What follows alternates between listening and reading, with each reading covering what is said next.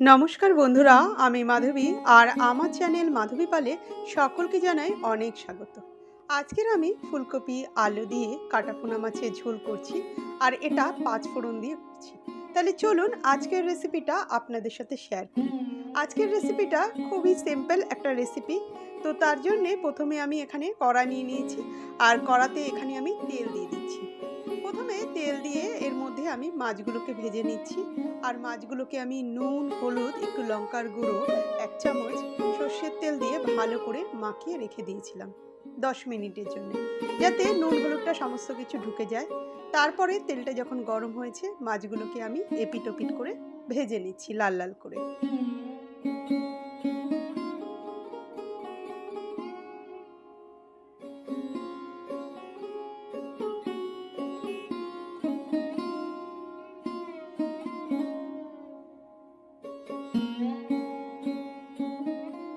তো মাছগুলো আমার ভাজা কমপ্লিট হয়ে গেছে। এবারে এই তেলের মধ্যে আমি প্রথমে আলুগুলোকে ভেজে নিচ্ছি আর আলুগুলোকে একটু লম্বা লম্বা করে কেটেছি, আমি কেটে ধুয়ে তারপরে আলুগুলোকেও আমি এইভাবে একটু হালকা লাল লাল করে ভেজে নিচ্ছি।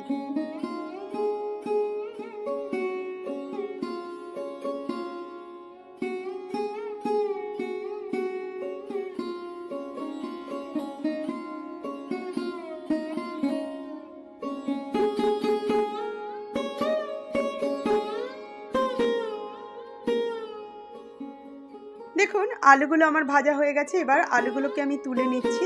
তারপরে আমি এখানে ফুলকপি দিয়ে দিচ্ছি আর ফুলকপিগুলোকে আগে থেকে কেটে ধুয়ে একটু ভাপিয়ে নিয়েছিলাম, কারণ ফুলকপির একটা গন্ধ থাকে, সেই গন্ধের জন্য। তারপরে আমি ফুলকপিগুলোকেও কিন্তু একটু লাল লাল করে ভেজে নিচ্ছি আর এখানে এখনও কিন্তু আমি নুন হলুদ কিছু ব্যবহার করিনি।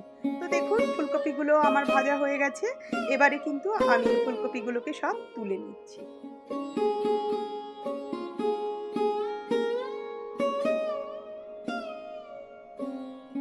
ভাজা কমপ্লিট হয়ে গেছে। এবারে এখানে আমি সর্ষের তেলের ব্যবহার করলাম। আমি এখানে 3 চামচের মতন সর্ষের তেল অ্যাড করে দিলাম। তেলটা একটু গরম হলেই এখানে 1/2 চামচের মতন পাঁচফোড়ন আমি দিয়েছি, কারণ এই মাছের ঝোলটা আমি পাঁচফোড়ন দিয়ে করছি আর পাঁচফোড়ন দিয়ে করে খেয়ে দেখবেন দারুণ কিন্তু একটা টেস্টফুল হয়।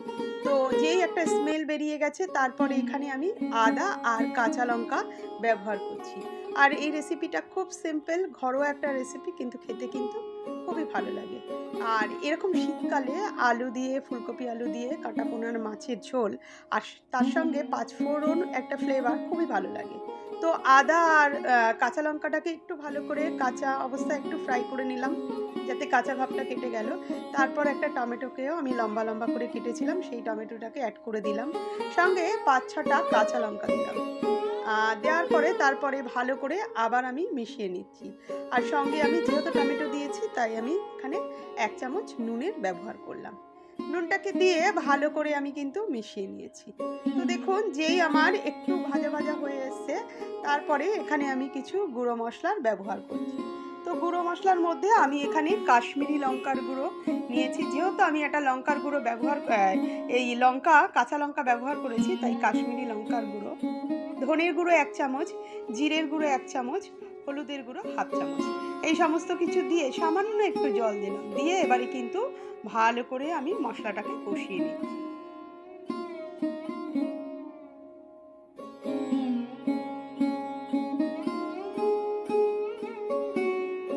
মশলাটা একটু যতক্ষণ না তেল ছাড়ছে আমি একটু ঢেকে ঢেকে, যেহেতু একটু ছেটা লাগছে তাই ঢেকে ঢেকে কিন্তু আমি মশলাটাকে খুব সুন্দর করে কষিয়ে নিয়েছি। দেখুন এবার কিন্তু মশলা থেকে সম্পূর্ণ তেল ছেড়ে গেছে। এবারে এখানে আমি যে আলুগুলো আছে সেই আলুগুলোকে অ্যাড করে দিলাম।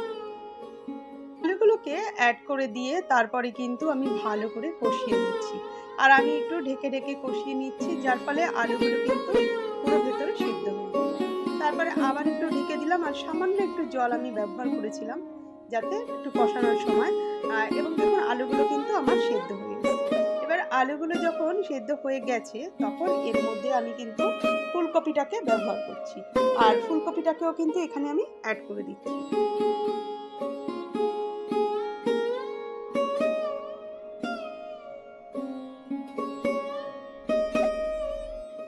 ফুলকপিটা ফুলকপিটাকে অ্যাড করে দিয়ে তারপরে কিন্তু ভালো করে মিশিয়ে নিচ্ছি। আমি প্রথমে আলুটা যেই কষাতে কষাতে সেদ্ধ হয়ে গেছে তারপরে কিন্তু ফুলকপিটা এখানে দিয়েছি, নাহলে ফুলকপিটা বেশ গোটা গোটা থাকবে না, গলে যাবে না। সেই জন্য এবার ফুলকপিটাকে দিয়ে কিন্তু খুব ভালো করে কষিয়ে নিচ্ছি।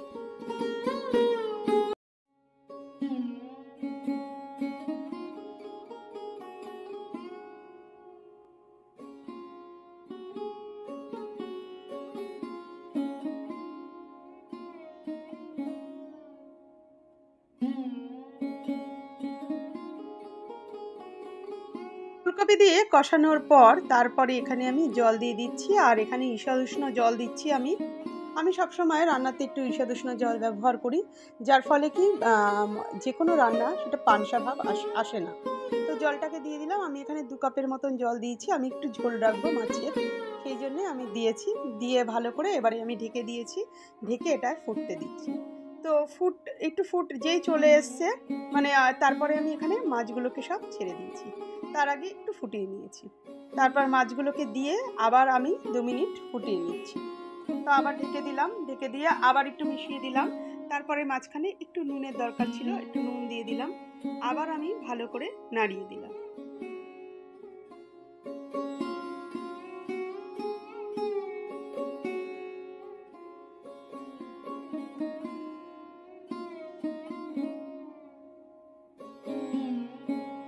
তো আমার ফুলকপি আলুটা সুন্দর করে ফুলকপি আলু দিয়ে মাছের ঝোলটা হয়ে গেছে, টেনে এসছে। আমি এবার গ্যাসটাকে বন্ধ করে দিয়ে গরম মশলা দিয়ে ঢেকে দিলাম।